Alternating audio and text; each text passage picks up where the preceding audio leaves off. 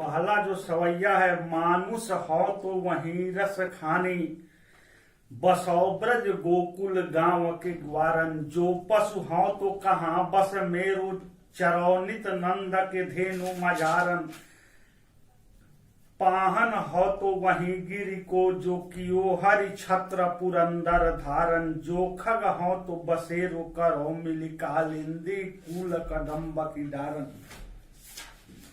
इस पंक्तियों के द्वारा रसखान जी यह बताना चाहते हैं कि अगर मेरा पूर्व जन्म में मेरा पुण्य अगर संचित है तो किसी भी रूप में जन्म लेने पर कवि रसखान कृष्ण की निकटता सानिध्य पाना चाहते हैं। अपनी इसी इच्छा को प्रकट करते हुए वे कहते हैं कि यदि मैं मनुष्य के रूप में नया जन्म पाऊं तो ग्वाला बनकर गोकुल गांव में ही जाकर बसूं। यदि पशु रूप में मेरा जन्म पाऊं तो जिस पर मेरा कोई बस नहीं है, कृष्ण की वही गैया बन जाऊं जिसे वे नित्य चराने के लिए ले जाते हैं। यदि पत्थर के रूप में मेरा जन्म हो तो उसी गोवर्धन पर्वत का पत्थर बनना चाहता हूं जिसे भगवान कृष्ण ने देवराज इंद्र के कारण धारण किया था।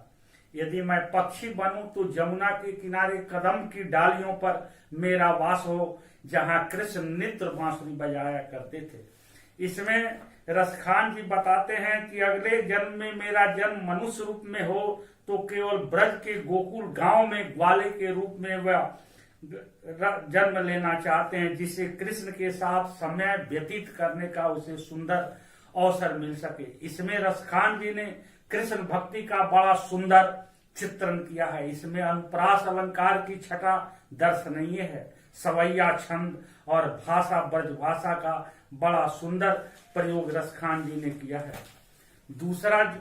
दूसरा जो सवैया है, या लकुटी अरु कामरिया पर राज तिहुपुर को छवि डालो, आठों सिद्धि नौ निधि के सुख नंदक गाय चराई बिचारो, रसखान कबौ इन आखिन सो ब्रज के बन बाग तड़ाग निहारो, कोटिक एकल धौतक धाम करीलक कुंजन ऊपर बारो। इस सवैये के माध्यम से रसखान जी ने बताने का प्रयास किया है कि कृष्ण और कृष्ण से जुड़ी सभी वस्तुओं पर अपना वे सब कुछ समर्पित कर देना चाहते हैं। रसखान का कहना है कि ग्वाला बनकर कंबल और लाठी को लेकर गाय चराने वाले कृष्ण पर मैं अपना सब कुछ न्यौछावर करना चाहता हूँ। कवि रसखान कहते हैं कि कृष्ण को उस लाठी और कंबल पर मैं तो तीनों लोकों का राजपाट भी त्याग सकता हूँ। 8 प्रकार की सिद्धियों और 9 प्रकार की निधियों के सुख को मैं नंद की उन गायों को चराने में भुला सकता हूँ जिन्हें मेरे कन्हैया चराते थे। कवि रसखान इन सवैयों के माध्यम से कहते हैं कि मैं अपने नेत्रों से ब्रज के वन बाग तड़ाग और तालाब को निहारता हूँ तो मन में यह इच्छा होती है कि न जाने कितने ही स्वर्ण की महलों को इन कड़वे करील के कुंजों पर वार दूं, जिससे निकट कृष्ण लीलाएं करते हुए नजर आते हों। यहाँ रसखान जी बताना चाहते हैं कि भक्ति एक निष्ठ होनी चाहिए और व्यक्ति को अपने कर्म के प्रति कभी भी उदासीन नहीं होना चाहिए, क्योंकि कहा भी गया है कि कर्मण्येवाधिकारेषु मा फलेषु कदाचन, कर्म करने वाले व्यक्ति की कभी जीवन में हार नहीं होती और वह व्यक्ति एक तपा हुआ सोना बनकर इस संसार में प्रकट होता है। भारत की भूमि कर्म भूमि है।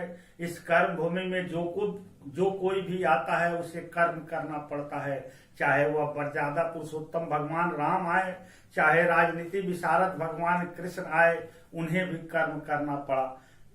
आधुनिक युग के श्रेष्ठ कवि इंद्रदेव कुंवर जी ने बड़ा सुंदर लिखा कि कर्म भूमि में कर्म यहाँ करना पड़ता है, बिना कर्म के जीवन क्या जीवन होता है, हो जाता है अभिषेक राम बस राम कहाते, बिना कर्म के राम कहाँ भगवान कहलाते। दूसरे सवैये में कृष्ण के प्रति अनन्य प्रेम का चित्रण किया गया है।